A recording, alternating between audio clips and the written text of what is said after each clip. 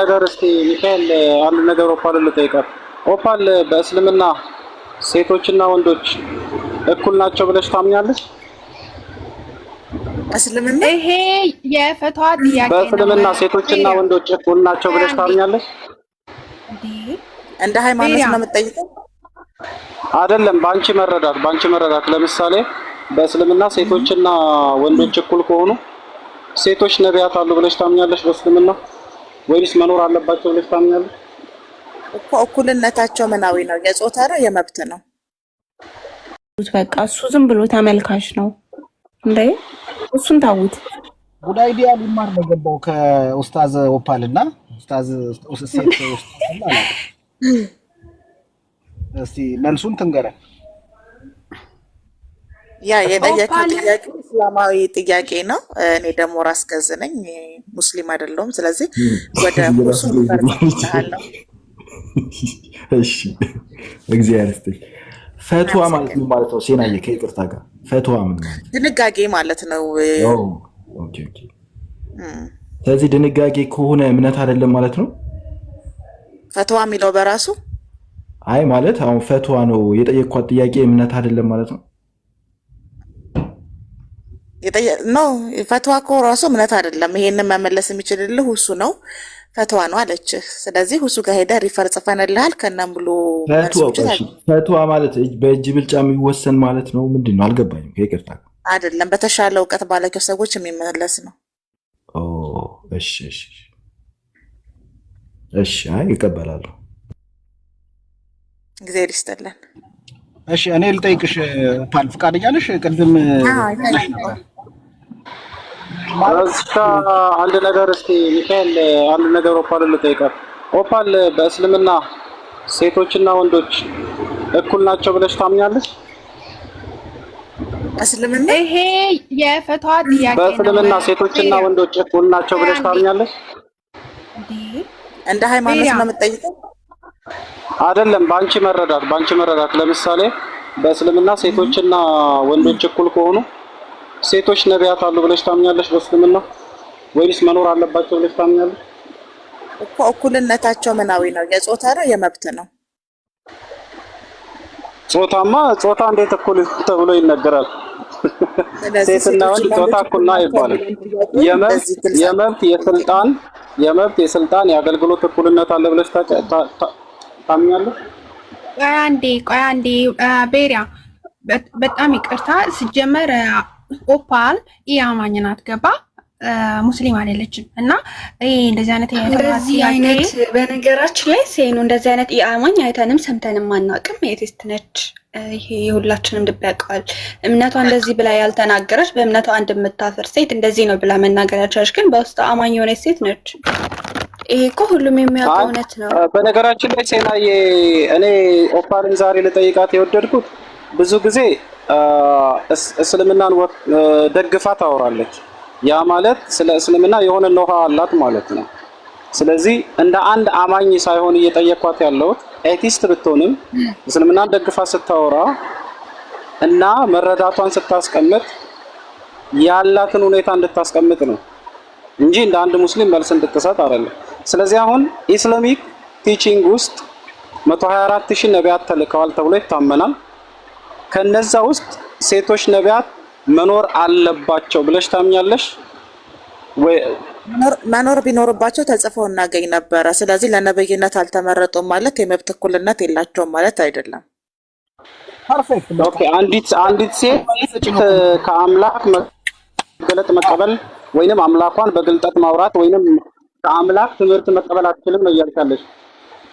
አላልኩም። ነቢያት ተብለው ስላልተጻፉ አናቅም ነው እንጂ አይገለጥላቸውም ወይ ደግሞ ነብይ የመሆን እድል የላቸውም አላልኩም። ስለዚህ እስልምና በነቢያት በሙሉ አምናለሁ የሚለው መሰረታዊ ንግርቱ በነቢያት በሙሉ አምናለሁ የሚለው መሰረታዊ ንግርቱ በሴቶችም ነቢያት አምናለሁ የሚል ጥቅለላ አድርገን ልንወስደው እንችላለን። ባንቺ መረዳት በነቢያት አምናለሁ የሚለው ጾታን የሚያካትት አይደለም፣ በነገር ላይ ተላኪዎችን የሚያካትት ነው። ስለዚህ አንተ ለወንድ ለሴት መስጠት አለ። ስለዚህ ከአምላክ ዘንድ የተላኩ ሴቶችም አሉ ብሎ እስልምና ያምናል ብለን እንውሰድ። አይ በሴቶች ሴት የተናቁ ነቢያቶች አሉ ተብሎ ተጽፎ ያለ እኔ አላየሁም። ስለዚህ አንተ መስል ከፈለክ መስል ትችላለህ። ኦኬ እስቲ ለምሳሌ አንድ ኤግዛምፕል ልስጥሽ። ሱረቱል መርየም እና ሱረቱል ኢምራን ለምሳሌ ሙስሊሞች በጣም የሚያቀነቅኗት አንድ ነገር አለች። ሴቶችን እስልምና ከማክበሩ የተነሳ በሴት የተሰየመ ሱራ ሁሉ አለ መርየም ተብሎ ይላል። ያቺ መርየም ሴትን ያከብራል አይደለም ጥያቄ። ሴት ነቢያቶች አሉ ነው አይደለ ጥያቄ? ኤግዛምፕል እንትን ነው ሐሳቡን አቦርጥቄ ላሳይ። ኤግዛምፕል ክብርና ነቢያቶች የተለያዩ ስለሆኑ ኤግዛምፕል ጥቅም የለውም ይመስለኛል። ነብይነት ክብር ነው። በነገራችን ላይ ለምሳሌ የተበላለጠ ነብይነት ሁሉ አለ። ነብይነት ክብር አይደለም። በነብይነታቸው ውስጥ የሚያገኙት ነገር ነው ክብር የሚባለው። ነብይነት በራሱ ነብይ የሚባለው ከፈጣሪ መልእክትን ለህዝብ የሚያደርስ ማለት ነው። ሰው የተመረጠ ነው። እዛ ምርጫ ውስጥ የተካተቱ ነቢያቶች ይባላሉ። ከፈጣሪ ትእዛዛቶችን የሚያመጡ ማለት ነው። ከዛ በዛ ውስጥ የሚያገኙት ነገር ደግሞ ክብር ይባላል። ወይ አንድ ነገር ላስቀምጥልሽ። ነብይነት ምንድነው? መገለጥ፣ መቀበል ወይንም ነባ ራእይን ተቀብሎ ማስተላለፍ ነው። መልእክተኝነት ሲሆን ደግሞ መጽሐፍና እሱን ላስቀምጥልሽ አንዴ። ነብይነት በራሱ ክብርና መወደድ ነው። የአምላክሽን ድምጽ መስማት ነው። አሁን አምላክ ማን ወደደ ማን ጠላ ነው። ይሄ ደግሞ ሌላ ቶፒክ ነው። አንዲት ሴት የአምላክን ድምጽ ለመስማት አልተመረጠችም ብለሽ ነው እየተረዳሽ ያለሽ አንቺ? አንተ ነህ እንደዛ የተረዳኸው ነው ያላልኩህም። ስለዚህ እስልምና አንዲት ሴት የአምላክን ድምጽ ሰምታ ለህዝቧ ማስተላለፍ መብት አላት ብሎ ያምናል። ለምሳሌ ክርስቲያኒቲ ውስጥ የሴቶች ነቢያት አሉ፣ መገለጥን ያቀበሉ የሚያስጠነቅቁ። ለምሳሌ ሉቃስ ወንጌል ላይ ብትሄጂ ስለ ክርስቶስ መምጣት እያስጠነቀቀች የነበረች ነብይ ነበረች። መገለጥን ወይንም እንዲሁ ማነች? በክርስትና ሴቶች ነው ያልከኝ ነው? በክርስትና ሴቶች ነቢያቶች አሉ። መገለጥን ወይንም የአምላክን ድምጽ የመስማት መብት አላት። በእስልምና የአምላክን ድምጽ የመስማት መብት አላት ወይንም ነብይ መሆን ጆሮም ይኑርሃ ቤሪያ። በክርስትና ሴት ነቢያቶች አሉ ያልከው አንድ ሁለት ምሳሌ ጥቀስልኝ። በብሉይ ኪዳንም አሉ እንኳን በአዲስ ኪዳን የሴት ነቢያቶች አሏችሁ? በብሉይ ኪዳን ነበሩ። የብሉይ ኪዳን ሴት ነቢያቶችን የአዲስ ኪዳን ሴት ነቢያቶችን ጠቀሱልኝ። እሺ ቀጥሉ፣ ጨርስና ችግር የለውም። ሰላም አለይኩም፣ እንዴት ናችሁ? ሁላችሁንም ያው ከመሸ ድንገት ያው ገባው። በሚገርም ሁኔታ ኦፓል በደንብ ነው የመለሰችው። በእስልምናው ያነሳችሁትን ጥያቄ እየሰማው ነበርና በባይብል ላይ አሉ 7 ሴት ነቢያቶች አሉ። ግን ነቢያቶች አሉ ማለት ይሄን ያህል ትልቅ ነገር አይደለም። ሱረቱል መርያምንና ኢምራንን አንስተሃል። እንግዲህ እኔ አሁን ኢስላሚክ ቲቺንግ እየሰጠው አይደለም፣ ግን ኦፓል የመለሰችው መልስ ምን ያህል ጥያቄያችሁ በጣም ቀላል እንደሆነ ነው እኔ የተረዳሁትና እሷ መልሷለች። ለማንኛውም እኔ ሚውት ላድርግ፣ ምክንያቱም ጥያቄው በጣም ቀላል ስለሆነ ኦፓል እየመለሰችው ስለሆነ ያው ድምጼን ላሰማችሁ ብዬ ነው። ቀጥሉ። ዛሬ ደግሞ የኦፓል አቃፊ ሆንክ ወይ ጉድ! በሰዓት ነው እንደሚትራን ሁሉ ነገር የሚደበላለው። ቀጥሉ። ወይ ጉድ! እንዳልታማች ምን ነው አንዴ ኦፓል አንድ ይሄ በጣም ትልቅ ነገር የሚያሳይሽ ነገር ስለሆነ ነው እህቴ። ምክንያቱም ክርስቲያኒቲን እንድትመረምሪ መንገድ የሚከፍትልሽ ክርስቲያን ነው ይሄ። ምክንያቱም የአምላክን ድምጽ የመስማት መብት የላትም የሚባል ግርዶሽ ነው። ነብይ መሆን አትችልም ማለት ነው። እንደዛ ያለ የለም። እኔ እንደዛ አላልኩም። ሴት ልጅ የአምላክን ድምጽ መስማት አትችልም አላልኩም። አንተ አምረህ እስልምና ታዲያ አንዲት ሴት ነብይ ናት ብሎ ይቀበላል ወይ? አንድ ሴት ነብይ መሆን አትችልም ብሎ ሲተናገረበት ቦታ አለ ወይ? አትችልም ትችላለች። እኔ እኮ እንድታረጋግጭልኝ ነው ለምሳሌ ክርስቲያኒቲ ውስጥ ለጠፍኩልሽ ከአሴር ወገንም የምትሆን የፋኑኤል ልጅ ሐና የምትባል አንዲት ነብይት ይልሻል። አንድ እየተደማመጥን ቤሪያ በጆሮ የሚያወራ ሰው አይመቸኝም። እኔ አንተ መስማት የምፈልገውን አልመልስልህም። ስለዚህ ያንተን ጥያቄ እኔ ንግግር አድርገህ እንዳታቀርበው። ቅድም አሁን የተባባልነው በብሉይ ኪዳን ሴት ነቢያቶች አሉ ብለኸኛል። ሴት ነቢያቶቹን ለኔ ጥቀስልኝ። ያው ሉቃስ ወንጌል ምዕራፍ 2 ቁጥር 36 ላይ ስክሪኑ ላይ ያስቀምጥኩልሽን አንብቢ።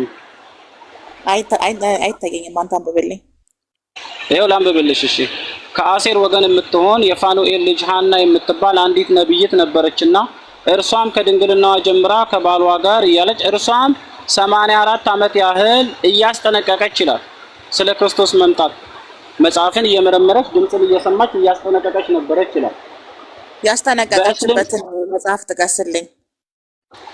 ይሄው ያነበብኩልሽ እኮ አሁን እኮ ለሐና የምትባል ነብይ ካለች የነቢያቶች ታሪክ በብሉይ ኪዳን አለ። ስለዚህ ነብይ ሐና የተናገረችውን ያስጠነቀቀችበትን አንድ ስጠኝ ለኔ። ይሄው ቁጥር 38 ላይ እንደዚህ ይልሻል። በዛች ሰዓት ቀርባ እግዚአብሔርን አመሰገነች፣ በኢየሩሳሌም ቤዛ ለሚጠባበቁ ሁሉ ስለ እርሱ ትናገር ነበር ይላል። ስለማን? ስለ ክርስቶስ መምጣት ትናገር ነበር። ስለዚህ እንደዚህ ስለ ክርስቶስ መምጣት የምትናገር ከሆነ ነብይ ሐና የሚባል መጽሐፍት ስለምን ያልተካተተችው? የእሷ ንግግሮች ስለምን ያልተካተቱት? ትንቢት ነው የተናገረችው። አሁን በመጀመሪያ ጥያቄውን ኢስላም ሴቶች ነቢያት ያምናል አያምንም የሚለውን ጥያቄ ለመሸሽ ወይንም ያንን ጥያቄ ወጣቶችን ጠይቃቸው ወይ ወጣቶችን ጠይቃቸው አይደለም። አንተን መጽሐፉን ያመጣኸው። እኔ ደግሞ ሐና የምትባል ነብይ ካለች የተናገረችው ትንቢት ነው ወይስ ራእይ ነው ብሎ የተናገረችው ብዬ እየጠየቅኩ ነው። ጥያቄው እኮ አንቺ እኮ ነው። አንቺ እስልምናን ወክለሽ እንድትመልሺ አይደለም። እስልምናን ወክለሽ የምትረጅበትን አመለካከቴን ጠይቀኝ አይደለ እንዴ? ቤሪያ አመለካከቴን ጠይቀኝ። አመለካከትሽ አንዲት ሴት ነብይ መሆን አለባት ብለሽ ታምኛለሽ ወይስ አታምኝም? ምን መሆን አለባት? ነብይት ወይንም የአምላክን ድምጽ መስማት አለባት ብለሽ ታምኛለሽ ወይስ አታምኝም? አትረጂ። ይሄ ፈጣሪ ፈቃድ ነው እንጂ እኔ ፍላጎት አይደለም። ከእኩልነት አንጻር እኮ ነው እግዚአብሔር ፈጣሪ ድምጹን ለወንድ ብቻ እየነገረ ለሴት የማይናገርበት መንገድ ያስቀምጣል እንዴ? እሱ እግዚአብሔርን ጠይቅ፣ እኔን አይደለም ጠይቅ ያለብህ።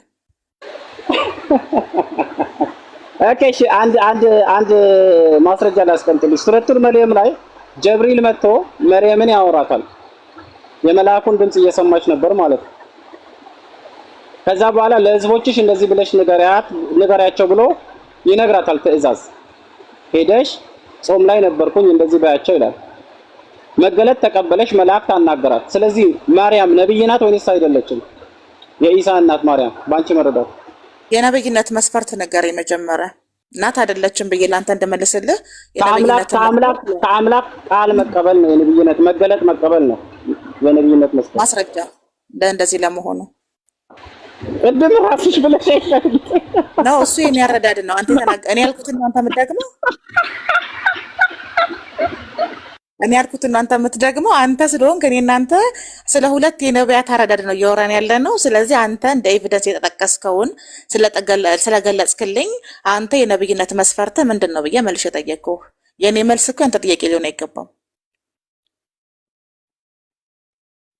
ነብይ ማለት እህቴ ራእይ ተቀባይ ማለት ነው። ቃሉ በራሱ ትርጉሙ ነባ ወይንም ራእይ ማለት ነው። ያቺ ሴት ደግሞ መርየም ራእይ ወይንም መገለጥን በመልአኩ በኩል ተቀበለች። ስለዚህ ነብይ ናት። ከአምላክ የመጣ መልእክትን ተቀበላለች። ልጅን ልሰጥሽ መጥቻለሁ ብሎ ድምጽ ሰጥቷታል።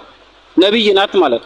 ስለዚህ ኢስላም ማርያም ነብይ እንደሆነች ያምናል ወይንስ አያምንም? ባንቺ መረዳት እስካሁን እንደነገሩሽ አልነገሩኝም። እስካሁን ጠይቃቸዋለሁ። ቴንክ ዩ። አንተ ግን ስለ ነብይ ሐና መልስልኝ። ሌላ ጊዜ ደግሞ እንደዚህ ሰፋ እና ጠለቅ የሚሉ ሀሳቦችን እናነሳለን። ቴንክ ዩ። የተባለችው ነብይ ራእይ ነው ትንቢት ነው የተናገረችው አንተ ያቀረብካት? በነገራችን ላይ አዳም ነብይ ሲባል ትንቢት ተናግሮ አይደለም። ከፍጥረት መነሻ አዳም ነብይ ነው ብሎ እስላም ያምናል። ታዲያ ትንቢት ተናግሮ አይደለም የሚመጣ ነገር አለ ብሎ ያምናል።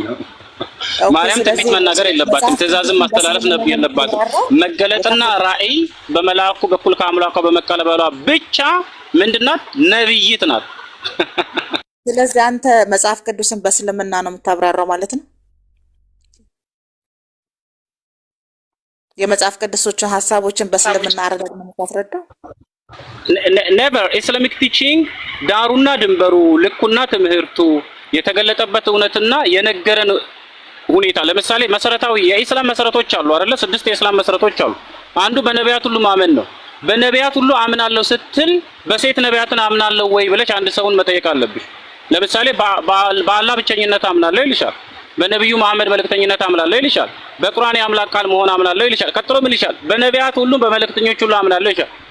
በነቢያት ሁሉ አምናለሁ ስትል ምን እያልክ ነው? ከነዛ ነቢያት መካከል ሴቶችም አሉ ብለህ ታምናለህ ወይ ብለሽ ልትጠይቀው ያስፈልጋል። ያንን ልትጠይቂ ነው ለሌላ የነብይነት መስፈርት አይደለም። ከእንትን ጥያቄ ጾታቸው ነቢያቶቹ ወንድ ሴት እስካልተባሉ ድረስ በነቢያት አምናለሁ የሚለው በራሱ መልስ ነው፣ አሻሚ አይደለም። አንተን ግን ስጠይቅህ ሀና የምትባል ነብይ እዚህ ጋር ያቀረብክልኝ ራእይ ተናጋሪና ትንቢት ተናጋሪ ምን አልሽ? እቺ ሀና የምትባለው ነብይ እዚህ ጋር ያቀረብካት ማለት ነው ራእይ ነው የተናገረችው ትንቢት ነው? እቺ ነብይት የተገለጠላትን ነገር ማረጋጋጥ ነው። ምን አለ መሰለች፣ በክርስትና የነቢያትን ቃል በግልጠት ያስተምራሉ፣ መገለጥ ይመጣላቸዋል። ለምሳሌ አንዲት ሴት መገለጥ ቢመጣላት ወይንም አንዲት ሴት ነብይ ሆና በጉባኤ መካከል ተሸፍና ትናገር ይላል። የነብይነት መገለጥ በሴቶችም ላይ በወንዶችም ላይ እንደሚወርድ መጽሐፍ ቅዱስ ያምናል። ታዲያ እንደቀደመው ትምህርት እስልምናም በሴቶችም በወንዶችም ላይ ነብይነት እንደመጣ ወይንም መገለጥ እንደመጣ ያምናል ወይ? እስልምና ጥንታዊ ትምህርትና የቀደመው የአባቶች ትምህርት ከሆነ ነቢያት ሴቶች ነቢያት እንዳሉ ማመን አለበት። አይ በነቢያት ሁሉ አምናለሁ ግን አላውቅም ሴቶች እንዳሉ ካለ ትምህርት የተገለጠ አይደለም። አይ እስከ ዛሬ አንተ በነበረ የእስልምና እውቀት ይሄን ነገር አልነገሩህም? ለኦፓል ደብቀው ነገራት ይሆናል ብለህ ነው እኔን ጠይቀኝ። እስከ ዛሬ ስጠይቃቸው እኛ ነቢያት እንዳሉ እነሱም ወንዶች እንደሆኑ ነው እንጂ ሴቶች እንደሆኑ አልተነገረንም፣ ስለዚህ አናውቅም። በነቢያት ሁሉ አምናለሁ ሲል ሳያውቅ ነው ሰውየው አምናለሁ የሚለው። ሴቶች እንዳሉና እንደሌሉ አያውቅም። ሳያውቅ ግን በነቢያት ሁሉ አምናለሁ ይላል። ይሄ ኮንክሉዥኑ ወይንም መጠቅለያው ማሰሪያው የአፉና የትምህርቱ መቋጠሪያ ምን እንደሆነ ሳያውቅ ነው ሰውየው አምናለሁ የሚለው በራሱ ማለት ነው። እኔ አሁን ሀና የምትባል ነብይ የተናገረቻቸው መጽሐፍቶች ትንቢት የሆኑ ራእይ አልመለስክልኝም። በምንድን ነው የምናውቀው? ያ አይ ቲንክ አንድ ትንሽ አጭር ሀሳብ ልስጠው። ይሰማል ዳሪያ ቤሪያ በእስልምና ስንት ነቢያቶች አሉ ታውቃለህ? ምን አልከኝ? በእስልምና ስንት ነቢያቶች አሉ? 124,000 ነቢያቶች፣ 315 ረሱል ወይንም መልእክተኞች አሉ። ትክክል፣ በጣም አሪፍ። እነዚህ በክርስትና ስንት ነቢያቶች አሉ? በክርስትና የቁጥር ልኬት የለውም። መጽሐፍ ቅዱስ ላይ ስንት ነቢያቶች አሉ? ምን የተጠቀሱ? አዎ መጽሐፍ ቅዱስ ላይ በብሉይ ኪዳንና በአዲስ ኪዳን እጅግ በጣም ብዙ ነቢያቶች አሉ። ለምሳሌ ኢሳይያስ ነቢያትን ገደሉ ሲል ስምና ቁጥራቸውን አልገለጸም፣ ብዙ ነቢያት እንዳሉ ይናገራል። ስለዚህ በስም የተጠቀሱ አሉ፣ ያልተጠቀሱም ብዙ ነቢያት አሉ በመጽሐፍ ቅዱስ። ሊቀ ነቢያቶች የሚባሉት ስንት ናቸው? ሊቀ ነቢያት የሚባሉት ወይንም አበይት ነቢያት የሚባሉት 12 ናቸው። ስንት ናቸው? 12 ናቸው። ኦኬ ከ7 እስከ 12 ነው። እሺ ችግር የለውም። መጽሐፍ ቅዱስ ላይ በነቢ ተብሎ የተጠቀሱ እስከ 50 እስከ 100 ድረስ ነው። ከ50 እስከ 100 ድረስ። አሁን ይኸውልህ ምን መሰለህ ኦፓል በደንብ ነው የመለሰችልህ፣ እየሰማው ነበረ። በእስልምና ነቢያቶች የሴት ነቢያቶች አልተጠቀሱም። ነገር ግን ልክ እንደ ነቢያቶች ደረጃ ያላቸው ከፍ ያለ ደረጃ ያላቸው አሉ። ለምሳሌ ማርያም በእስልምና ልክ እንደ ነቢያቶች ከፍ ያለ ደረጃ ያላት ነች። በስሟ ሱራ አለ። ጅብሪል መጥቶ አናግሯታል። ግን ነብይ ነው ተብሎ ባይልም ስሟ ባይጠራም ልክ እንደ ነቢያቶች ግን ትልቅ ቦታ ያላት ሴት ነች። የኢየሱስ እናት ነች። ስለዚህ ግዴታ ባይብል ላይ ሴት ነቢያቶች ተብሎ ስለተጠቀሰ ይሄ መስፈርት ለቁርአን ይሰራል አይሰራም የሚለው ነገር እንግዲህ በቁርአን ነው። በቁርአን መመሪያ መሰረት የሴት ነቢያቶች ስም ወይም ሴት ነቢያቶች አሉ ተብሎ አልተጠቀሰም። ግን እንዳልኩ አላህ ያናገራቸው ሴቶች ግን ነበሩ ቀጥታ። ኦኬ አሁን አንድ ጥያቄ ልጠይቅህ። አንድ ነገር ላስቀምጥልህ። 124,000 ነቢያት እንዳሉ በሙሉ ታምናለህ አይደል? አዎ።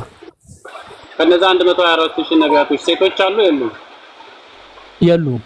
ሴቶች አሉ የሚባል ነገር የለም። የተጠቀሰ ስም ስለዚህ 124,000 ነቢያት በሙሉ ወንዶች ከሆኑ አምላክ ለሴቶች መገለጥን ወይንም ነብይነትን ወይንም ራእይን አይሰጥም ማለት ነው።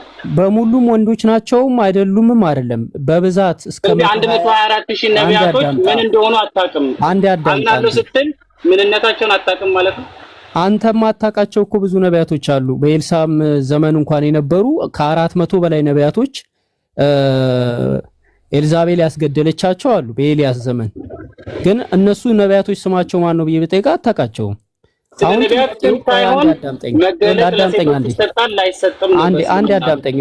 አዳምጠኝ ፈጣሪ ቆይ ነብይ ማለት ኦኬ አሁን አይ ቲንክ በደንብ ይገባል። መገለጥ ላይ ደረስክ። በሰላም ነው ቤሪያ አንድ ጥያቄ ብቻ ነው የምጠይቅህ። ነብይነት መስፈርቱ ምንድን ነው? አንድ ሰው ነብይ የሚባለው ምን ሲሆን ቅድም እምነት ውስጥ አልገባም አላልክም እንዴ? ነብይነት መስፈርቱ ራእይን መቀበል ነው ወይንም ድምጽ መስማት ነው። እኛ ምን እንደረረ አይወለ ነብይ የሚባለው አንድ ሰው ወይም ከአምላክ ጋራ ኮሙኒኬሽን ያለው ከአምላክ ትእዛዝ የሚቀበል ለህዝቦች የሚያደርስ ነው አይደል? ነብይ ያ ከአምላክ ጋር መነጋገር ምንድን ነው? ከአምላክ ጋር አምላክ መጥቶ የሚያናገር ወይም መልአክ ተነጋገረ አንድ አካል ከአምላክ ጋር ከተነጋገረ ነብይ ይባላል እንጂ የግድ ለህዝቦች መልእክት ማድረስ አለበት አይደለም። ኦኬ ምን መሰለ እያልኩ ያለሁት ለምሳሌ አዳም ለማን መልእክት አደረሰ? ምን መልእክት አደረሰ? ነብይ ብላችሁ በእስልምና ስትጠሩ በኦርቶዶክስም ነብይ ነው አዳም። ነብይነት መስፈርቱ ይኸውልህ አንድ ያዳምጠኝ። ነብይነት መስፈርቱ ልክ አላህ አዳምን ያናገረው ነበረ። ይሄ ማለት አሁን ለምሳሌ አዳም ገነት ውስጥ ያለ እግዚአብሔር ያናገረው ነበር፣ ትእዛዝ ይቀበል ነበረ። ልጆቹም እንዲሁ ትእዛዝ ይቀበሉ ነበረ፣ መስዋዕት ያቀርቡ ነበረ፣ ኮሙኒኬሽን ነበራቸው፣ ንግግር ነበራቸው። ለምሳሌ እንትና ሰለሞንን ታውቀዋለህ? ሰለሞን መጽሐፍ ጽፏል አይደል? በባይብል ላይ ሰለሞን ነብይ ነው? አዎ ነብይ ነው። ማስረጃ አምጣ እስቲ ሰለሞን ነብይ ነው የሚል። ሰለሞን ነብይ ተብሎ መጠራቱ ነብይ ነው የሚል ማስረጃ አምጣ። ከአምላክ ጋር ኮሙኒኬት አድርጓል። ያ እኮ ነው ነብይ የሚያስብለው ነው። ነብይ ተብሎ ተብሎ ይኸውልህ ነብይ ነው ተብሎ የተጠራ ዳዊት ነው። ሰለሞን ነብይ ነው ተብሎ በባይብል ላይ እኮ ነብይ ተብሎ መጠራት መስፈርት ነው አላልኩም እኮ ጉዳይ ደ ስለዚህ ከአምላክ ጋር ይኸውልህ አዳምጠኝ። አሁን ፖይንቴን አገኘው። ከአምላክ ጋር መነጋገር ራሱ ነብይነት ነው መስፈርቱ ማለት ነው። ስለዚህ ማርያም ነብይ ናት ማለት ነው። ነብይ ናት ተብሎ አልተጠራም። ነገር ግን የነብይነት ደረጃ ካላቸው መካከል ነች። ለምሳሌ መልአክ መጥቶ አናግሯታል። ከፍ ያለ ደረጃ ካላቸው ሴቶች 4 ናቸው በእስልምና። ከዛ መካከል አንደኛዋ መርያም ነች። ስለዚህ አሁን ጉዳይዲያ አንተ በነቢያት በሙሉ አምናለሁ ስትል ነቢያቶቹ ምን እንደሆኑ በምን አውቀህ ነው አምናለሁ የምትለው? ወንዶች ይሁኑ ሴቶች ይሁኑ አታውቅም፣ ግን ታምናለህ ነው። አላህ በገለጸልን እናምናለን። በቁርአን ላይ ለምሳሌ 25 ነቢያቶች ተጠቅሰውልናል። የተጠቀሱልንን እናምናለን። ስለዚህ የግዴታ ሴት መባል አለበት ብለህ መስፈርት ማውጣት አትችልም። አንተ ራሱ ባይብልን የጻፈውን ሰለሞን ነብይ መሆኑን ምንም አይነት ማስረጃ የለም። አየው? ኦኬ እሺ። ስለዚህ በዚህ መለሳለህ። በጣም አንድ ነገር ላሳየህ። አልመለስክልኝም። በነገራችን ላይ ጉዳይ ሐሳቡን አወራህ እንጂ አልመለስክም። ደግማ የኔን ጥያቄ አወራህ እንጂ አልመለስክም። የኔ ጥያቄ ጨርሻለሁ። መናገር ግዴታ የለበትም። ቤሪ አንድ ጥያቄ ልጠይቅ። በብሉይ ኪዳን ሴቶች ይቆጠራሉ እንዴ? አይ ይቆጠራሉ። ለምን አይቆጠሩም? ኧረ ማን አይቆጠሩም ነው? ማስረጃ ስጠኝ ሴቶች እንደሚቆጠሩ በብሉይ ኪዳን። ለምንድን ነው የማይቆጠሩም? ማን አይቆጠሩም ነው እኮ ማስረጃ ስጠኝ እንደሚቆጠሩና ለምን እንደማይቆጠሩ ማስረጃ። በቃ ማስረጃ ልስጥሽ። በመጀመሪያ ደረጃ ሴቶች እንደሚቆጠሩ ማስረጃው አንደኛ ውርስ ውስጥ ይካተታሉ። ሁለተኛ ሕግ ተሰጥቷቸዋል። የምን ሕግ? የእያንዳንዱ ሕግ የሴቶች ሕግ እንኳን አለ በፈጣሪ ዘንድ። ስለዚህ ፈጣሪ ሴቶችን ያውቃል ማለት ነው፣ ይቆጥራል ማለት ነው። ፈጣሪ ሴቶችን ያውቃል አያውቅም አይደለም። በብሉይ ኪዳን ስርዓት ውስጥ ሴቶች ቁጥር ውስጥ ይካተታሉ ወይ ነው ጥያቄ ጠየቅኩ። የዘር አቆጣጠር ውስጥ ነው እያልሽ ያለሽው? በመጽሐፍ ቅዱስ ጥያቄዋን እንትን ላድርግልህ። በመጽሐፍ ቅዱስ በብሉይ ኪዳንም በአዲስ ኪዳንም ሴቶች የተቆጠሩበት ወይም ሴቶች ከቁጥር ገብተው ስማቸው ተካቶ የተቆጠሩበት መረጃ ስጠኝ፣ ጥቅስ ስጠኝ ነው። አይ ቲንክ የማቴዎስ ወንጌል ምዕራፍ 1 ላይ ሁለት ሴቶች አልተጠቀሱም እንደወንድም የኢየሱስ ክርስቶስ የዘር ቆጠራው ማን ናቸው? እስቲ አሳየን ጥቅሱ ላይ። ኦኬ ይሄው ላምጣላችሁ። የዘር ሐረግ ውስጥ ተመልከቱ።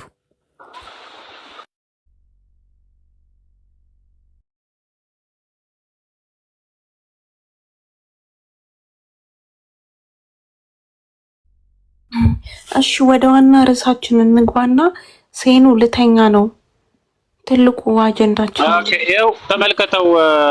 ጉዳይዲያ ለሌላ ጊዜ ምን ይላል መሰለ ላንብብልህ። ይሁዳም ከትዕማር ፋሬስን ዛራን ወለደ ብሎ ሴቷን ይነግርሃል። ቀጥሎ ደግሞ ሰለሞንም ከራኬብ ቦዔዝን ወለደ ይልሃል። ሴትን በግልጽ እየጠራ ይናገራል። ይሄው መጽሐፍ ቅዱስ በዘር ቆጠራው ማን ነው እስከዛሬ የነገረው? እዚህ ላይ ማን ነው የተቆጠረው? ስሟን ጠቀሰ። ከማን እንደተወለደ ሰለሞን ከማን እንደወለደ ይሁዳም ከማን የተቆጠረው ማን ነው? ሴቶቹ ናቸው ወይስ ወንዱ ነው የተቆጠረው?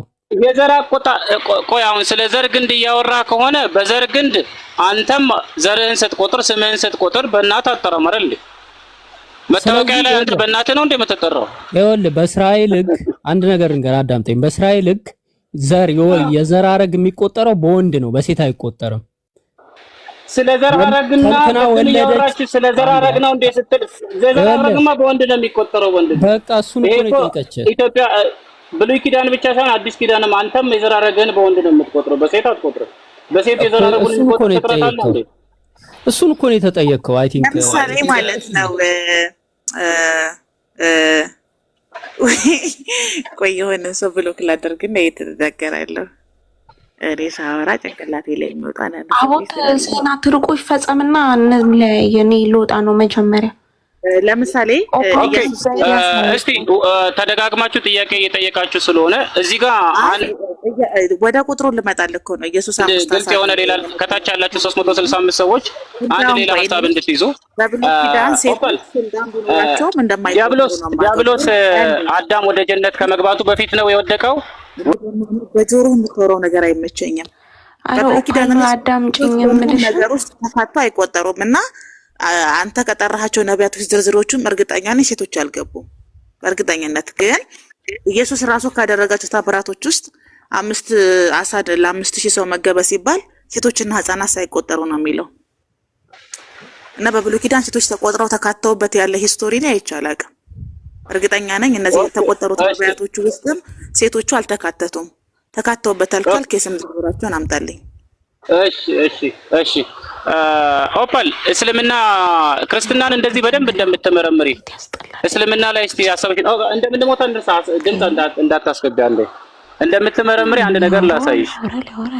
ዲያብሎስ ወይንም ሰይጣን ከጀነት የተባረረው አዳም ከጀነት ከመግባቱ በፊት ነው። ይሄን ሱረቱል አንዴ ሚውት አድርጊ አንቺ ልጅ። እኔ ከታች ያለ ብዙ ሰው ትምህርት እንዲያውቅና እንዲረዳ ነው የማደርገው። አሉባልታ አይደለም ማወራሽ። መጽሐፉን ትላለህ፣ መጽሐፍ ቅዱስን ሰው ትቀላቀላለህ። እኛም እናወራድል። እስቲ ሚውት አድርጊ። እቺ ልጅ በጣም ከኔ ጋር እኮ አትመጣጠንም እኮ በእውቀትም በትምህርትም በህይወት ስርዓትም አንመጣጠንም። ግን ጣልቃ ትገባብኛለህ። ለምን ስለ አራቱ ሰዎች አናወራም? ቤሪያ አንተ ቆይ አንድ ከባድ ነገር ጉዳይ ላሳይ ስለምፈልግ ነው። አይፈልግም። ዲያብሎስ ውረድ የተባለው ጉዳይ መች ነው ከጀነት በእስልምና አስተምሮ? ምን ታውቃለህ እኮ ምንም ስለማታውቅ አሁን እሱ ላስረዳ ነው። ሱረቱል አዕራፍን ክፈተው። አይቶ እኔ አልከፍተውም። አያስረዳክም። ኦፓል በደንብ አድርጋ እኮ አስተማረች። አንድ ነገር በቃ ላስቀምጥልህ። ሱረቱል አዕራፍ ላይ አንብበው። ዲያብሎስ አዳም ወደ ጀነት ከመግባቱ በፊት ነው። አዳም ወደ ጀነት ከመግባቱ በፊት ነው የወረደው ወደ ምድር ወረደ እና ምን ታዲያ ከአደም በፊት አዳም ወደ ጀነት ከመግባቱ በፊት ከጀነት ከተባረረ አደምን የት አግኝቶ ነው ያሳሳተው?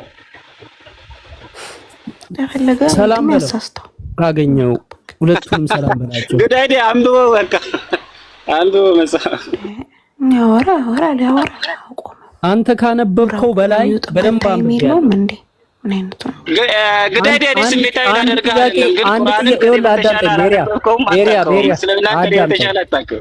ኦኬ አንድ ጥያቄ ከጠየቅኩ እሱን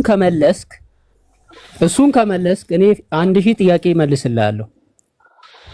አንድ ጥያቄ ጠይቄ ማለት ነው እዚሁ ባወራው ላይ በል ጠይቀኝ። ለነገሩ ጎግል ይዘህ ነው የምታወራው። ኤኒዌይስ ቶ በቃ ይቅርብኝ። እኔ እስልምናን ከኔ በተሻለ አታውቀውም፣ ግን ሰለምቴ ያልሆንኩት እስልምናን ስለማላውቀው ሳይሆን እስልምና ውሸት ስለሆነ ነው። ከአንተ በፊት ነው እስልምናን በደንብ የማውቀው። ጀምረው ነው ፖለቲካቸው ሁሉ ፖለቲካ። ዜና አለሽ እንዴ? ዜና ይጠይቀኝ። ሴና አንድ ጥያቄ ጠይቀኝ። ጉዳይ ዳስቲ ዛሬ እስልምና ላይ ያለኝን እውቀት በደንብ እንዲያውቅ አይደለም። ሴና ሰዓቱም ሄዷል። ትርቁ ይውረድና እኔም ልተኛ እንትን እንበል። እናንተ ካሜራው እንትን እያለ እሺ በቃ ብሄሪያ ታረቁ። በቃ ዘጋን ብሄሪያ ነገር። አዎ በቃ አሁን ኦፓልና ጉዳይዲያን በትልቁ አርጊው ነይ። ኦፓል አንቺ ማትረቢ እንትን አትበይ። ነይ ተመለሽ።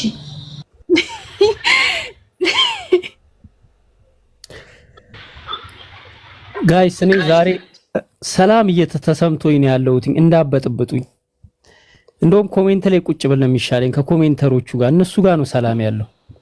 አንተ በጣም ንጥር አረገ። ካሁን ሰላም እንዳይጥ ቤተ ሙከራ እኮ አረጋችሁ። የቤተ ሙከራ አይጥ አረጋችሁ። እዛም ቤት ሲሄድ ናገባ ይሉና አስገብቶ ማል አስቀምጠው ደህና ነው እስቲ ንገረን። ፖለቲካ ሲሰሩ እኮ ነው። ፖለቲከኛ ነው ህዝቡ እንዳለ።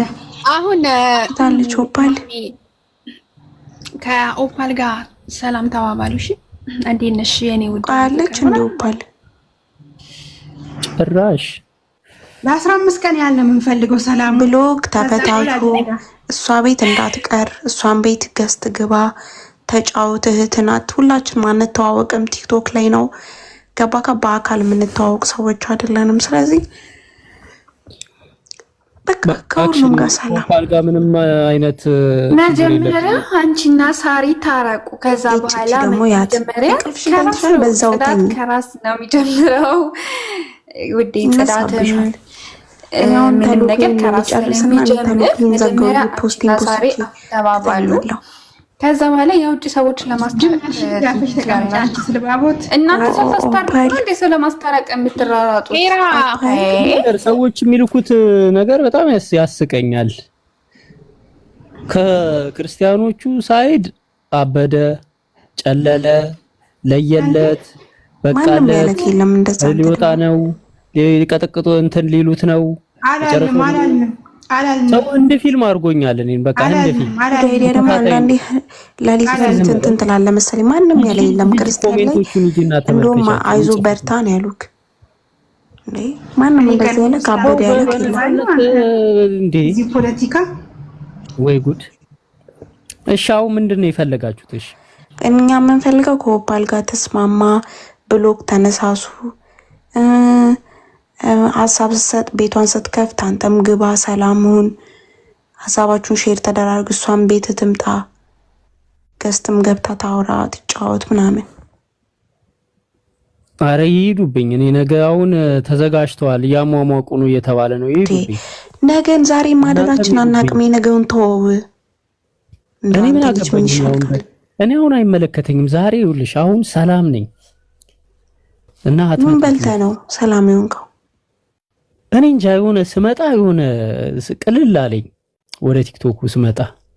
አሁን በዚህ ሙድ ላይ ነው መቀጠል እንፈልገው። ለነገው አላውቅም። በቃ አሁን ከሁሉም ጋር ከኦፓል ጋር ታረቅና እኛ ሙፈይ ነው ጠጡ ምናምን እኔ ከፍላለሁ። አሁን በቃ እንዲህ ጋደም ብዬ ላዳምጣችሁ። ጠጡ። እየጠጣክ ነው? ኧረ መጠጥ እኔ መጠጥ አላልኩም ያልኩት። እኔ ብሉ ጠጡ ነው ያልኩት። ምግብ እየበላሁ ነው። ባይዘዌ ከፈለጋችሁ ላሳያችሁ። ደግሞ ፊት ተገልጦ ደግሞ ነገር ሲያሯሩጡ እንዳርታው ይቅር